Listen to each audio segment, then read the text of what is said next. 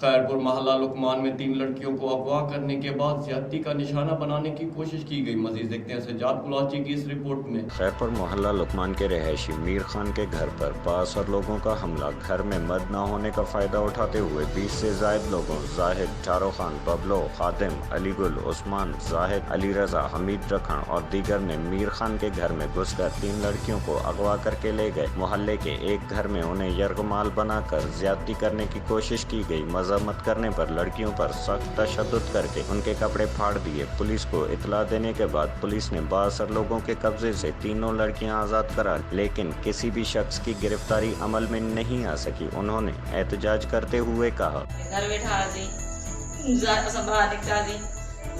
घर वठी बदतमीजी करने की कोशिश की।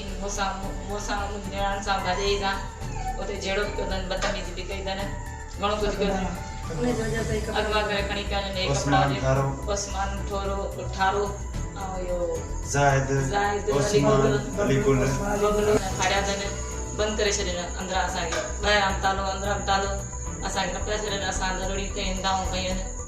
पोइ पुलिस वारा आहिनि, उन्हनि असांखे अची ॿाहिरि कढियो। उतां हितासीं उहो ज़रूरी पंहिंजे घर असांखे किले वठी विया आहिनि। मूंखे मुंहिंजी भाॼाई खे निणान खे उते मुंहुं मारी के जहिड़ो कयो अथनि, असांखे मारियो अथनि। हे कपिड़ा बि असांजा फाड़िया अथनि। पुलिस को तावन है नोट न कयो आहे, न त असां सुभाणे पाण खे बाहि बि ॾींदासीं, एसपी ऑफिस वेंदासीं, कोर्ट जहिड़े तेरे असां वेंदासीं। असांखे पूरा असां 50 चकर कई अथनि, हिकु चकर न। पर असां सब्र करे केतिरो सब्र कयूं। SSP सिटी ऐं सखर DIG ऐं सिंध IG साहब खे असां चऊं था, अर्ज़ु कयूं था त बाबा असांखे अदालत खपे, न त असां सुभाणे इंसाफ़ खपे। उन्हनि खे ॿधनि असां का मदद कयो, न त सुभाणे पूरे घर खे नंढा वॾा साड़े विच रोड ते मां ॿाहिरि ॾींदमि। उन ज़िम्मेदार हुई पाण पुलिस। कैमरामैन नोमान दुरानी के साथ सजाद कुलाची, राज न्यूज़, खैरपुर।